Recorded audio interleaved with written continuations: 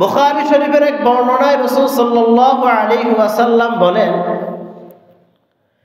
কানাত বানু ইসরাঈল তাসুসুহুমুল আম্বিয়া কুল্লামা হালাকা নাবিয়্যুন খালাফাহু নাবিয়্যুন। বনি ইসরাঈলদের পরিচালনা করতেন তাদের নবীগণ। কুল্লামা হালাকা নাবিয়্যুন, যখন একজন নবীর ইন্তেকাল হয়ে যেত, খালাফাহু নাবিয়্যুন, তার স্থলাভিষিক্ত আরেকজন সাথে সাথে নবী হয়ে যাইতেন। ওয়া ইন্নাহু লা নাবিয়্যা বা'দি, কিন্তু আমার পরে আর কোন নবী নাই। ওয়া আনা খাতামুন নাবিয়্যিন, আর আমি শেষ নবী।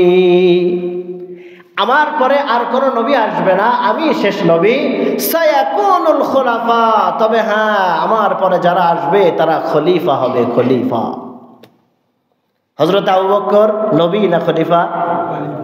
হযরত ওমর নবী না খলিফা? ওসমান নবী না খলিফা? আলী নবী না খলিফা? হাসান হুসাইন নবী না খলিফা? মুয়াবিয়া নবী না খলিফা? একের পর এক খলিফা আসছেন, খলিফা আসছেন, কোন নবী আসেন। তো রাসূল কি বলেন, বনি ইসরাঈলদের নেতৃত্বে তোমাদেরকে এমন ভাবে ধোঁকা দেওয়া হতে পারে যে ওই যে ওনাদের তো সব নবীরা নেতৃত্ব দিছে, আমাদেরকেও নবীরা নেতৃত্ব দিবে। বলে না, বনি ইসরাঈলদের নেতৃত্ব ছিল নবীরা, কিন্তু তোমাদের নেতৃত্ব দেবে খলিফারা, আমার পরে আর কোন নবী আসবে। বুখারী শরীফের 3270 নম্বর হাদিসের বর্ণনায় আল্লাহ রাসূল সাল্লাল্লাহু আলাইহি ওয়াসাল্লাম ইরশাদ করেন, ইন্না মাসালি ওয়া মাসালাল আমবিয়া'i মিন ক্বাবলি, আমার আর আমার পূর্ববর্তী নবীদের দৃষ্টান্ত হইল কামাসালি রাজুলিন বানা বাইতান ফা আহসানাহু ওয়া আজমালা, একজন মানুষ খুব সুন্দর করে একটা ঘর বানাইলো, পরিপাটি করলো, সব সুন্দর করলো।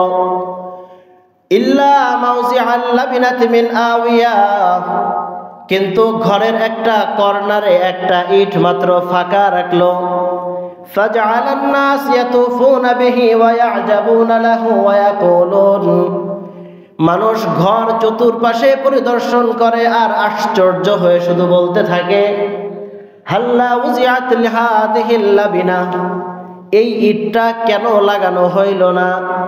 আল্লাহর হাবিব সাল্লাল্লাহু আলাইহি ওয়াসাল্লাম বলেন, ফা আনাল লাবিনা, ওই ইটটা হইলাম আমি। ওয়া আনা খাতামুন নাবিয়্যিন, আর আমি হইলাম শেষ নবী। মহান আল্লাহ পাক রব্বুল আলামিনের দরবারে লাখো কোটি শুকরিয়া যে আল্লাহ পাক রব্বুল আলামিন আপনাকে আমাকে ভালোবেসে মহব্বত করে পবিত্র জুমার দিন জুমার নামাজের উদ্দেশ্যে আগে আগে মসজিদে আসার, বসার এবং কিছু আলোচনা শোনার তৌফিক দান করেছেন। এজন্য সকলেই অন্তরের অন্তরস্থল থেকে শুকরিয়া আদায় করি, আলহামদুলিল্লাহ। আল্লাহ পাক রব্বুল আলামিনের অশেষ মেহেরবানিতে আমরা গত জুমায় রাসূল আকরাম সাল্লাল্লাহু আলাইহি ওয়াসাল্লামের মহব্বত নিয়ে আলোচনা করেছিলাম। হুব্বে রাসূলের অন্যতম একটা বিষয় হলো যে রাসূল সাল্লাল্লাহু আলাইহি ওয়াসাল্লামকে শেষ নবী হিসাবে বিশ্বাস করা। রাসূল সাল্লাল্লাহু আলাইহি ওয়াসাল্লামের প্রতি অগাধ ভালোবাসা কারোর যদি না থাকে তাহলে সে যেমন ঈমানদার হইতে পারে না, ঠিক তেমনি ভাবে রাসূল সাল্লাল্লাহু আলাইহি ওয়াসাল্লামকে শেষ নবী না মানলেও সে ঈমানদার হইতে পারে না। কিন্তু আমাদের ঈমানকে নষ্ট করার জন্য, আমাদের এই রাসূলের প্রতি অগাধ ভালোবাসাপূর্ণ ঈমানকে নষ্ট করে দেওয়ার জন্য মাঝে মাঝে কিছু ঈমান বিধ্বংসী ভাইরাস আমাদের উপরে আক্রমণ করে বসে। তার মধ্যে অন্যতম এক ভাইরাসের নাম হচ্ছে কাদিয়ানি ফিতনা। এই গোলাম আহমদ কাদিয়ানি ভারতের গুরুদাসপুর এলাকার কাদিয়ান শহরে জন্মগ্রহণ করে। গোলাম আহমদ কাদিয়ানিকে ইংরেজরা এক পর্যায়ে আমাদের সামনে নবী হিসাবে পেশ করে। যখন ইংরেজরা দেখলো যে যুদ্ধে মুসলমানদের সাথে কোনোভাবেই জয় লাভ করা সম্ভব নয়, কারণ এরা তো সেই মুসলমানের জাতি যারা মাত্র 313 জন লোক 1000-এর চাইতেও বেশি লোকের সাথে লড়তে জানে। এরা তো সেই মুসলমানের জাতি যেই মুসলমান খালিদ সাইফুল্লাহ একা 1.5 লক্ষ সাহাবীর মধ্যে তরবারি লড়াইতে জানে। এদের ঈমান যতদিন পর্যন্ত মজবুত থাকবে অতদিন পর্যন্ত এদের উপর দিয়ে কোনোদিন কর্তৃত্ব চালানো সম্ভব নয়। তো ইংরেজরা যখন মুসলমানদের সাথে কোনোভাবেই যুদ্ধে জয়লাভ করা তাদের পক্ষে সম্ভব হচ্ছিল না, তখন তারা মুসলমানদেরকে মুসলমানদের মাধ্যমেই ঘায়েলের একটা চেষ্টা করল। সবসময় মনে রাখবেন, যখন কোনো দেশ পরাজয় বরণ করে তখন দেখবেন তার পিছনে কোনো না কোনো গাদ্দারের হাত ছিল। অর্থাৎ ঘরের লোক ছাড়া পরের কাছে পরাজয় হওয়া বড্ড কঠিন।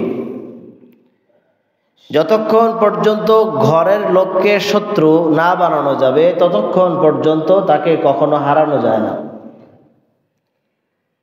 এজন্য আল্লাহ পাক রব্বুল আলামিন কাফেরের চাইতেও মুনাফিকের শাস্তিটা কঠিন রাখছে। কেননা কাফের এটা প্রকাশ্য শত্রু বোঝাই যায়, কিন্তু মুনাফিক ওর গায়ে ইসলামের লিবাস থাকে কিন্তু ভিতরে ভিতরে তার কুফরি বসবাস, এটা ওই প্রকাশ্য কাফেরের চাইতেও বেশি খতরনাক। আজ পর্যন্ত যত দেশ পরাজয় বরণ করেছে সব দেশে কেউ না কেউ গাদ্দার ছিল। নিজের কাছের লোক, নিজের ঘরের লোক, এরা কেউ না কেউ শত্রুর সাথে হাত করে তারপরে ঘায়েল করে।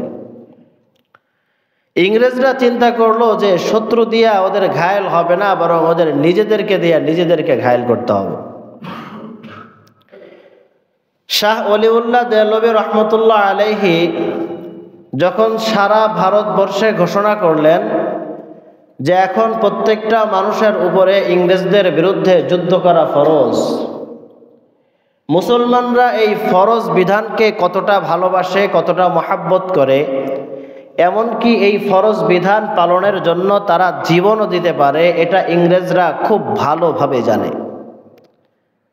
ওরা চিন্তা করলো এটার বিকল্প কিছু বাহির করা দরকার। বিকল্প কিছু বাহির করতে যেয়ে তারা চিন্তা করলো যে এদের মধ্যে একজন ভণ্ড নবুয়তের দাবিদার যদি ছেড়ে দেওয়া যায় তাহলে মানুষ আস্তে আস্তে বিভ্রান্তের শিকার হয়ে নরমাল হয়ে যাবে। তখন তারা মির্জা গোলাম আহমদ কাদিয়ানিকে এটার জন্য সিলেক্ট করল। গোলাম আহমদ কাদিয়ানি সরাসরি নবী দাবি করে নাই, বরং আস্তে আস্তে আস্তে আস্তে আজকে পীর, কালকে বড় পীর, পরের দিন বড় শায়েক, এভাবে আস্তে আস্তে আস্তে আস্তে মানুষের ভিতরে একটা জায়গা করে নিয়ে তারপর সে এক পর্যায়ে নবী দাবি করে বসল। তন্মধ্যে তার কিছু অনুসারী তার তৈরি হয়ে গেছে। তো আস্তে আস্তে মানুষের মধ্যে জায়গা করে নেওয়ার পর যখন সে এটা ছাড়লো তখন কিছু মানুষ ভাবলো যে হইতেও পারে, হইতেও আমরা সাধারণ মানুষ, কোরআন হাদিস বুঝি না, অনেক বিষয় আমাদের পেছ লেগে যায়। হুজুর হে তো এইটা কয়, এ তো এইটা কয়, কোনটা মানবো? হ্যাঁ, তো তখন পেচের মধ্যে পড়ে যায়। তো গোলাম আহমদ কাদিয়ানিও ঠিক তেমনি ভাবে মানুষদেরকে একটা গোলক ধাঁধার মধ্যে ফেলায় দিল। ফেলায় দিয়ে সর্বশেষ সে নিজেকে শেষ নবী দাবি করে বসল। নাউজুবিল্লাহ। তাহলে এই কাদিয়ানি ফিতনা এটা অনেক বড় একটা ফিতনা, যেটা আমাদের ঈমানকে কি করে দেয়? ধ্বংস করে দেয়। কাদিয়ানির আকীদা নিয়ে আলোচনা করব ইনশাআল্লাহ, সামনে আসতেছে। তো ঈমান বিধ্বংসী ফিতনা যেগুলো আছে তার মধ্যে একটা হলো কাদিয়ানি। মনে রাখবো, একটা কি? কাদিয়ানি। গোলাম আহমদ কাদিয়ানির প্রথম দাবি ছিল যে আমি শেষ নবী, আমার পরে আর কোনো নবী নাই। নাউজুবিল্লাহ। গোলাম আহমদ কাদিয়ানী কি দাবি করলো? যে আমি শেষ নবী, আমার পরে আর কোনো নবী নাই। হযরত মুহাম্মদ সাল্লাল্লাহু আলাইহি ওয়াসাল্লামকে শেষ নবী হিসাবে সে অস্বীকার করে বসলো। এখন হযরত মুহাম্মদ সাল্লাল্লাহু আলাইহি ওয়াসাল্লামকে যদি কেউ আমরা শেষ নবী অস্বীকার করি, তাহলে তার ঈমান থাকবে না যাবে? ঈমান থাকবে? থাকবে না, ঈমান চলে যাবে। কেন চলে যাবে? গোলাম আহমদ কাদিয়ানীর এই দাবির বিপক্ষে বহু কোরআন এবং হাদিস দাঁড় করানো যায়। সূরা আহজাবের 40 নম্বর আয়াতে আল্লাহ পাক রব্বুল আলামিন বলেন, মা কানা মুহাম্মাদুন আবা আহাদিম মির রিজালিকুম ওয়ালাকিন রাসূলুল্লাহ ওয়া খাতামান নাবিয়্যিন। মুহাম্মদ তোমাদের বাপদাদাদের মধ্যে কেউ না, তোমরা যারা আছো তোমাদের কারোর বাপ লাগে না মুহাম্মদ, বরং মুহাম্মদ একজন রসুল। মুহাম্মদ একজন রসুল। মা কানা মুহাম্মাদুন আবা আহাদিম, মুহাম্মদ তোমাদের কারোর বাপ না। আপনারা মনে হইতেছে যে হুজুর মনে এটা এমনি কয়, না, আল্লাহ বলছে যে মুহাম্মদ তোমাদের কারোর বাপ লাগে না। কয়টা কি লাগে? ওয়ালাকিন রাসূলুল্লাহ, মুহাম্মদ আল্লাহর একজন রসুল, আল্লাহর একজন। শুধু কেমন রসুল? বলে ওয়া খাতামান নাবিয়্যিন, আর এটাই শেষ। মুহাম্মাদের পরে আর কোনো কে আসবে না নবী। এটা কার কথা? তাহলে গোলাম আহমদ কাদিয়ানী যে দাবি করলো, কার দাবি সত্য? কোরআনের দাবি সত্য নাকি গোলাম আহমদ কাদিয়ানীর দাবি সত্য? যদি কোরআনের দাবি সত্য হয় তাহলে অবশ্যই অবশ্যই গোলাম আহমদ কাদিয়ানী মিথ্যাবাদী। হ্যাঁ, অবশ্যই অবশ্যই সে মিথ্যাবাদী। তার মিথ্যাবাদী হওয়ার সপক্ষে হাদিসের মধ্যে রাসূলুল্লাহ সাল্লাল্লাহু আলাইহি ওয়াসাল্লাম বর্ণনা করেন। মুসলিম শরীফের 3710 নম্বর হাদিসের বর্ণনা। রাসূলুল্লাহ সাল্লাল্লাহু আলাইহি ওয়াসাল্লাম ইরশাদ করেন, ইন্নাহু সায়াকুনু মিন উম্মতি 30 কাযযাবুন কুল্লুহুম ইয়াজআমু আন্নাহু নাবিয়্যুন। আমার উম্মতের মধ্যে 30 জন ব্যক্তি এমন থাকবে যারা প্রত্যেকেই নবী দাবি করবে। কয়জন? আল্লাহ রাসূল বলেন 30 কাযযাবুন, 30 জন মিথ্যাবাদী থাকবে। কয়জন? কুল্লুহুম ইয়াজআমু আন্নাহু নাবিয়্যুন, প্রত্যেকেই দাবি করবে যে আমি নবী। আল্লাহ রাসূল বলেন আমার পরে 30 জন দাবি করবে আমি নবী, এরা সবাই কাযযাবুন, মিথ্যাবাদী। ওয়া আনা খাতামুন নাবিয়্যিন লা নাবিয়্যা বা'দি, আমি শেষ নবী, আমার পরে আর কোন নবী আসবে না। কি বলেন রাসূল সাল্লাল্লাহু আলাইহি ওয়াসাল্লাম? যে আমার পরে 30 জন মিথ্যাবাদী আসবে। কয়জন? তার মধ্যে একজন তো রসুল থাকতে থাকতেই আসছে, মুসাইলামাতুল কাযযাব, সরাসরি নবী দাবি করে বসছে। রসুল থাকতেই নবী দাবি করছে। চিন্তা করছে নবী উপস্থিত, একজন চলে যাক তারপর দাবি কর, কিন্তু নবী উপস্থিত থাকতেই দাবি করে বসছে। তো রসুল বলেন যে এরকম কিয়ামত পর্যন্ত 30 জন লোক নবী দাবি করবে যারা সবাই মিথ্যাবাদী। তোমরা মনে রেখো আনা খাতামুন নাবিয়্যিন লা নাবিয়্যা বা'দি, আমি শেষ নবী, আমার পরে আর কোন নবী আসবে না। মনে থাকবে কি বলছেন? আমি শেষ নবী, আমার পরে আর কোন নবী আসবে না। বুখারী শরীফের এক বর্ণনায় রাসূল সাল্লাল্লাহু আলাইহি ওয়াসাল্লাম বলেন, কানাত বানু ইসরাঈল তাসুসুহুমুল আম্বিয়া কুল্লামা হালাকা নাবিয়্যুন খালাফাহু নাবিয়্যুন। বনি ইসরাঈলদের পরিচালনা করতেন তাদের নবীগণ। কুল্লামা হালাকা নাবিয়্যুন, যখন একজন নবীর ইন্তেকাল হয়ে যেত, খালাফাহু নাবিয়্যুন, তার স্থলাভিষিক্ত আরেকজন সাথে সাথে নবী হয়ে যাইতেন।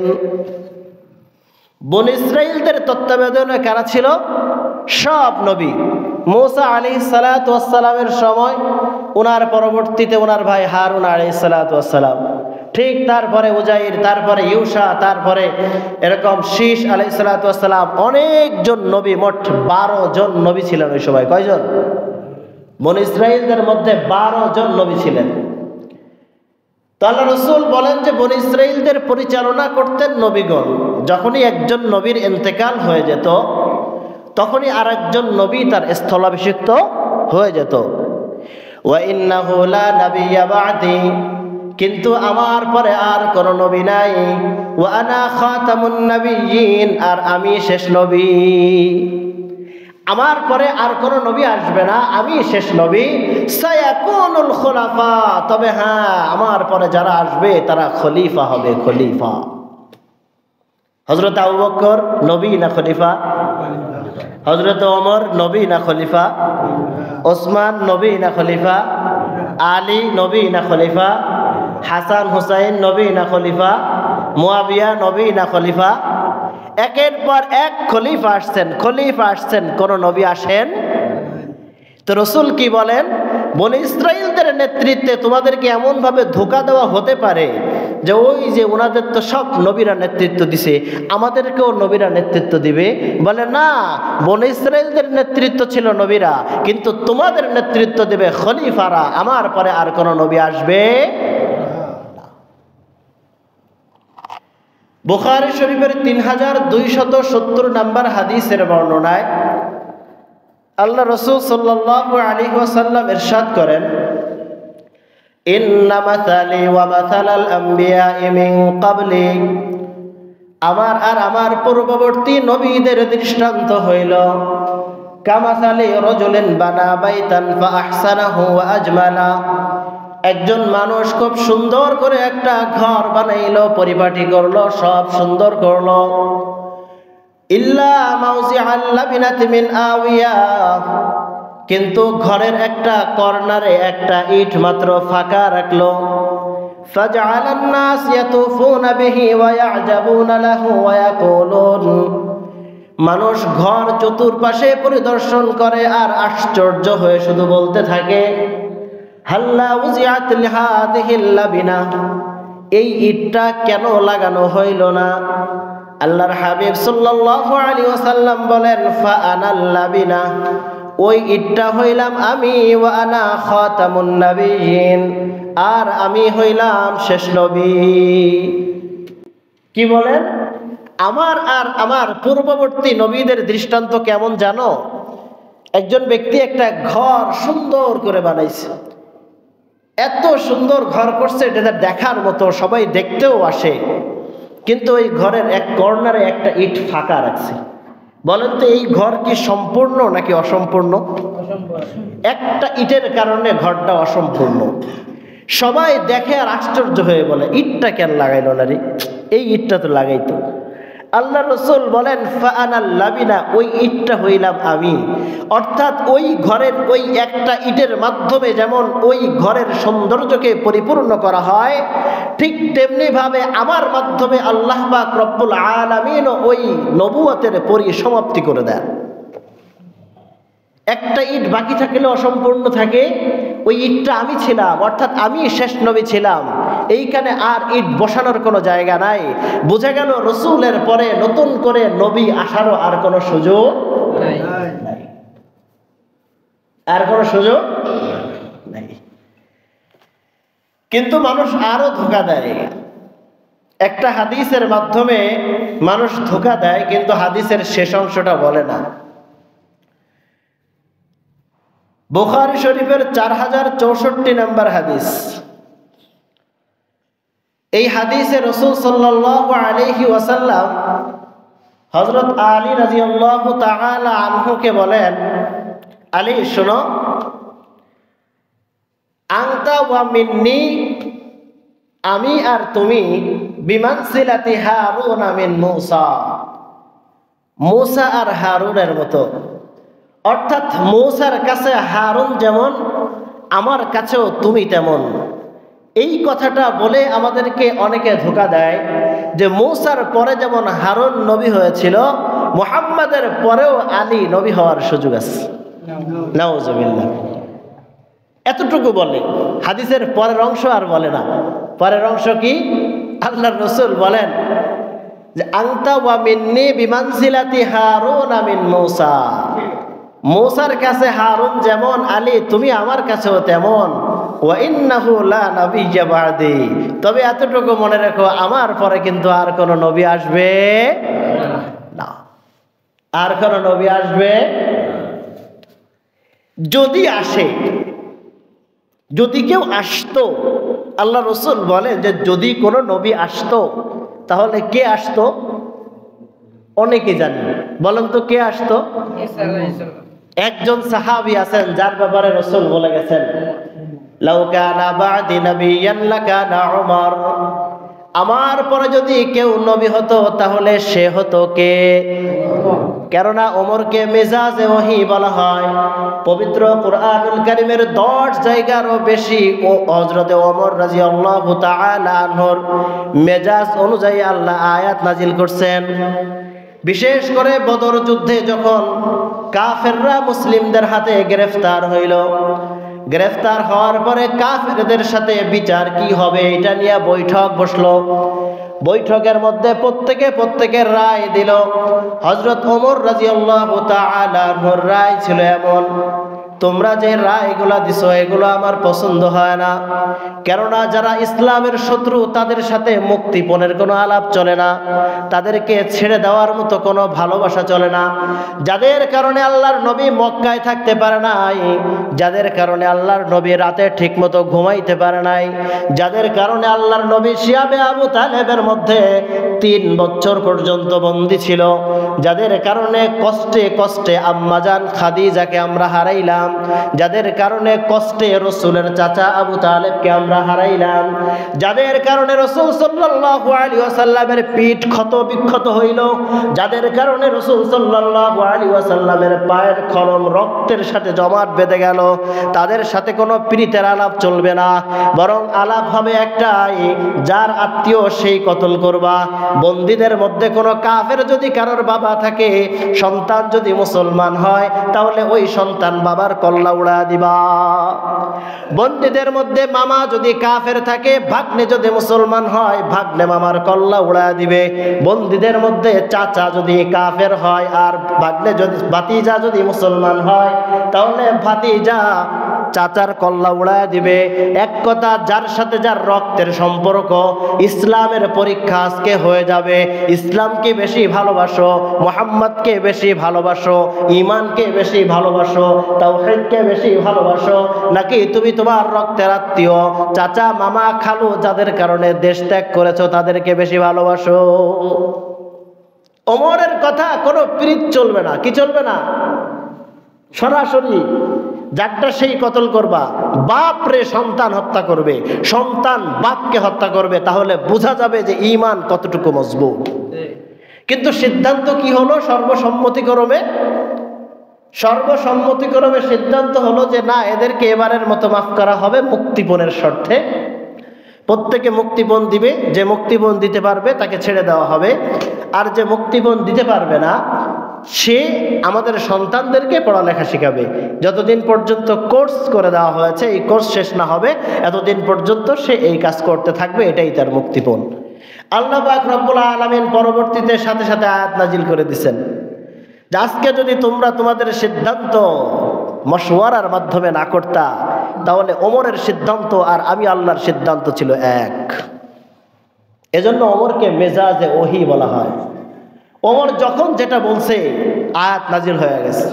পর্দার বিধানের ব্যাপারে ওমর রাদিয়াল্লাহু তাআলা আনহু রাসূলকে বলে, ইয়া রাসূলুল্লাহ, আমার তো এগুলো ভালো লাগে না, মহিলারা যে সামনে দিয়ে ঘুরবে ফিরবে এটা আমার কাছে খুব একটা পছন্দ হয় না, দেখেন তো কি করা যায়।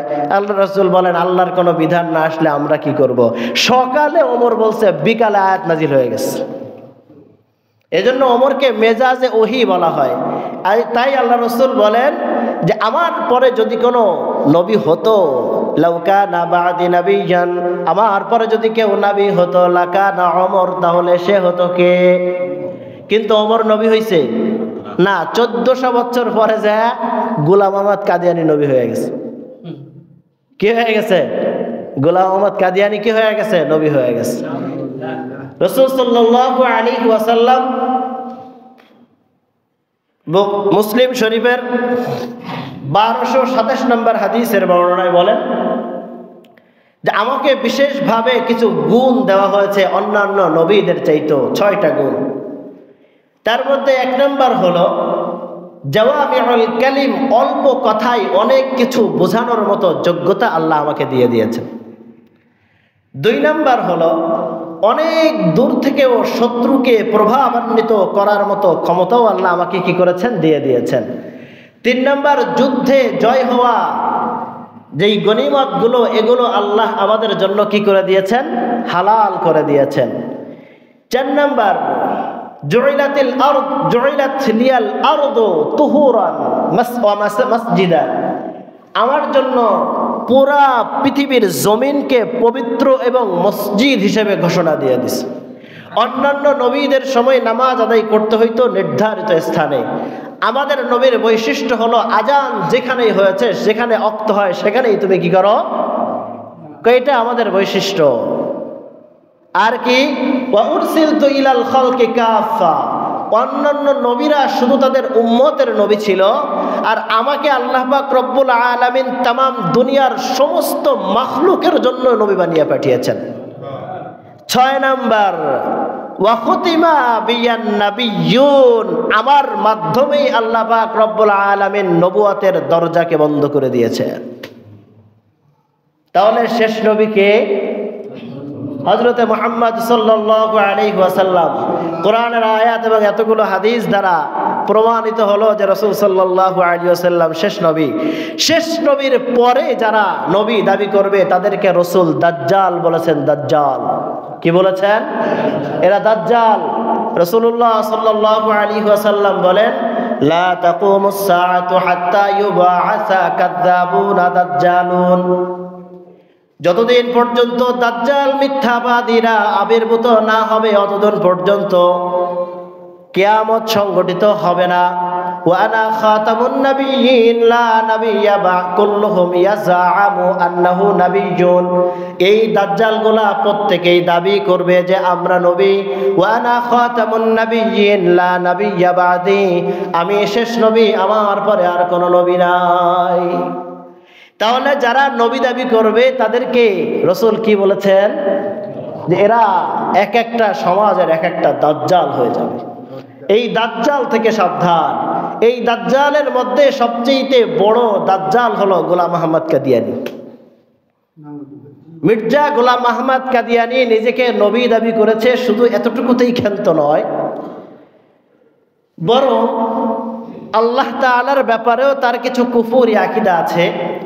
তার মধ্যে একটা হলো যে আল্লাহ তাআলাও আমাদের মতো ঘুমান, আর আল্লাহ বলেন লা তাখুযুহু সিনাতু ওয়ালা নাওম, আল্লাহ এমন এক সত্তা যাকে ঘুম তো দূরে থাক, তন্দ্রাও পর্যন্ত স্পর্শ করে না। তন্দ্রা বুঝি তো? বুঝি না? ঘুম একটা রিল্যাক্স, তন্দ্রা হলো একটুখানি ঝিমটি আসে না, আল্লাহকে এইটাও স্পর্শ করে না, এই ঝিমটিও মারে না। মুসা আলাইহিস সালাতু ওয়াস সালাম একবার আল্লাহরে জিজ্ঞেস, আল্লাহ তুমি ঘুমাও না কে? এর সাথে তো আল্লাহ তাআলার বন্ধুত্ব কেমন ছিল জানা কথা, একদম বন্ধু। আল্লাহ তুমি ঘুমাও না কে? তোমার ঘুম আসে না? মুসা ঘুমাইলে তো শেষ। কি হইব? কি হইব দেখবি? ঠিক আছে, এক গ্লাস পানি লয়ে আইসো। এক গ্লাস পানি নিয়ে তুর পাহাড়ে দাঁড়াও। মুসা আলাইহিস সালাম এক গ্লাস পানি নিয়ে তুর পাহাড়ে দাঁড়াইছে। কয় মুসা পানির দিকে তাকায় থেকো। তাকায় রয়েছে, গ্লাস পড়ে গেছে। হ্যাঁ মুসা দেখছো না আমি ঘুমাইলে দুনিয়ার কি অবস্থা হবে? তোমার গিলাস যেমন তুমি ধরে রাখতে পারো নাই, পড়ে পানি সব ভেসে গেছে, আমি যদি তন্দ্রাও যাই তবুও পুরা দুনিয়া তছনছ হয়ে যায়।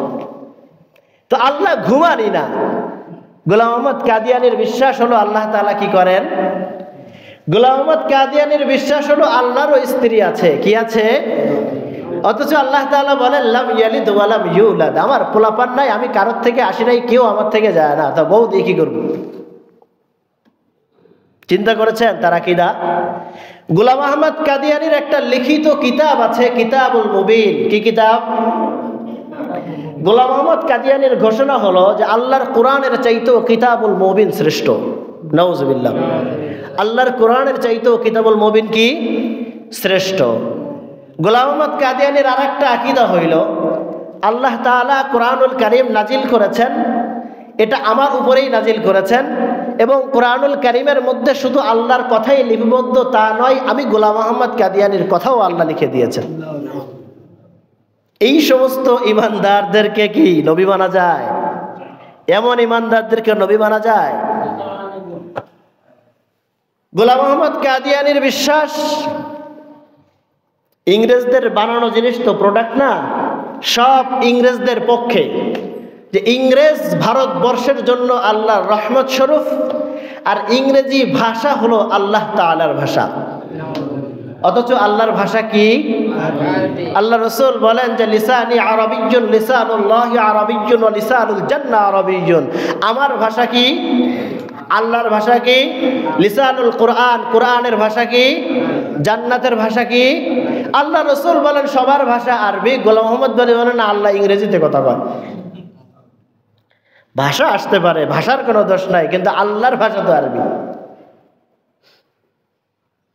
গোলাম মোহাম্মদ কাদিয়ানের আরেকটা বিশ্বাস হলো হযরত ঈসা আলাইহিস সালাতু ওয়াস সালাম মিথ্যাবাদী, নাউজুবিল্লাহ, এবং সে গালিগালাজে অভ্যস্ত ছিল।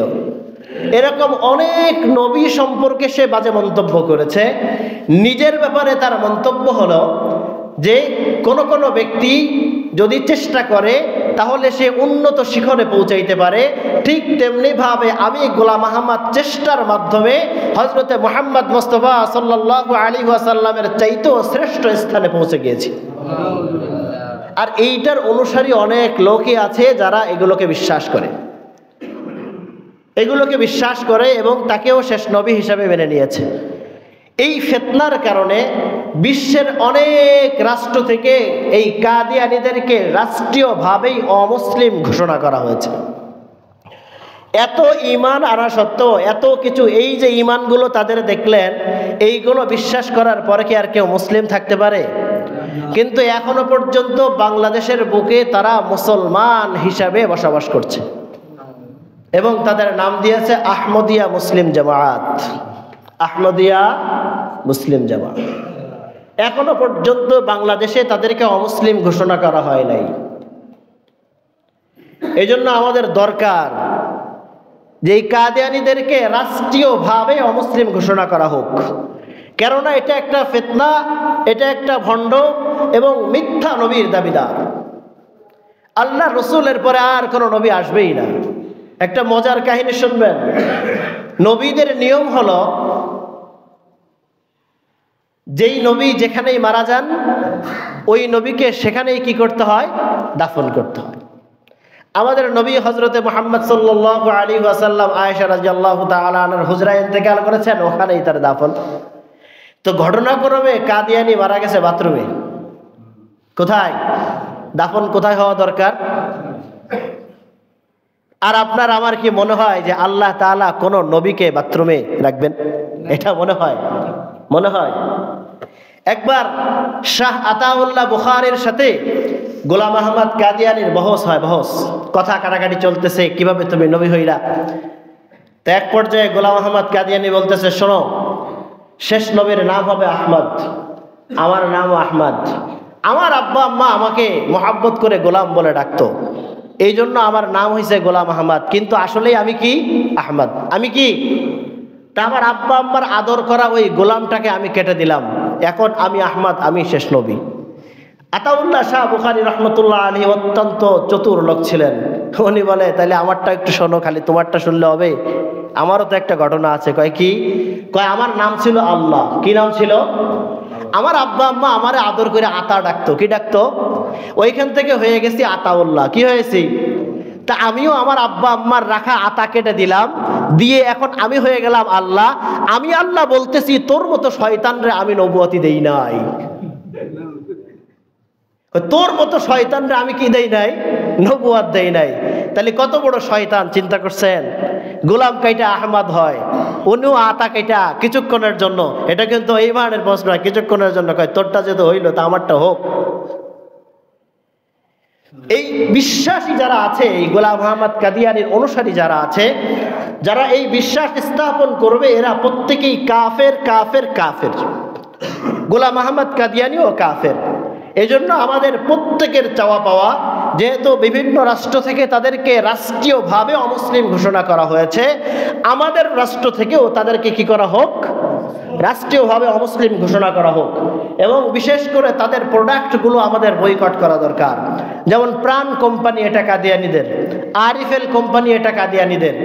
অনেক ক্ষেত্রে দেখা যায় ভালো প্রোডাক্ট খুঁজতে যে এই প্রোডাক্ট ছাড়া আমরা পাই না, কিন্তু ঈমানের দাবি নিয়ে যদি এই প্রোডাক্টটা আমরা বর্জন করি, তাদেরকে শক্তিশালী না করে আমার অর্থ তাদেরকে না দিয়ে আমি আমার মুসলিম কোনো ভালো ভাইকে দেই, তাহলে তার প্রোডাক্টও আস্তে আস্তে সুন্দর হয়ে যাবে। ঈমানের দাবি হলো তাদের প্রোডাক্টগুলো সব বাজেয়াপ্ত করা দরকার। আপনারা কি বলেন, করবো তো ইনশাআল্লাহ?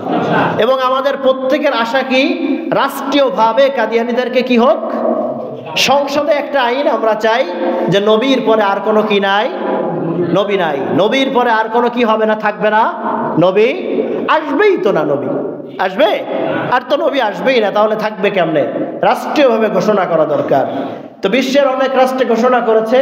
সেই লক্ষ্যে আমাদের বাংলাদেশে ওলামা ইকরাম এবং খতমে নবুয়তের যত সংগঠন আছে, সব সংগঠন মিলে আগামীকাল 15ই নভেম্বর সোহরাওয়ার্দী উদ্যানে একটা সম্মেলনের ডাক দিয়েছে এবং সরকারের কাছে ওখান থেকে একটা স্মারক পেশ করা হবে যে রাষ্ট্রীয়ভাবে যেন কাদিয়ানীদেরকে কি করা হয়, কাফের ঘোষণা করা হয়। আমরা এতে কি সহমত আছি তো সবাই ইনশাআল্লাহ? যদি আমরা সহমত থেকে থাকি তাহলে ইনশাআল্লাহ সম্মেলনকে সফল করতে আমরা যাদের পক্ষেই সম্ভব হয়, ঈমানের দাবির থেকে ওই স্থান থেকে আমরা প্রত্যেকেই যাদের সময় আছে আমরা ইনশাআল্লাহ সোহরাওয়ার্দী উদ্যানে আগামীকালকে ওখানে যোগদান করব এবং কাদিয়ানীদেরকে রাষ্ট্রীয়ভাবে আমরা অমুসলিম ঘোষণা করে ছাড়বো ইনশাআল্লাহ। আল্লাহ পাক রব্বুল আলামিন আমাদের প্রত্যেককে ঈমান বিধ্বংসী এমন ফিতনা থেকে হেফাজত রাখেন, আমিন। ওয়া আখিরি দাওয়ানা আলহামদুলিল্লাহি রাব্বিল আলামিন। যারা আমরা সুন্নাত পড়ি না, আমরা সুন্নাত পড়ে ফেলি।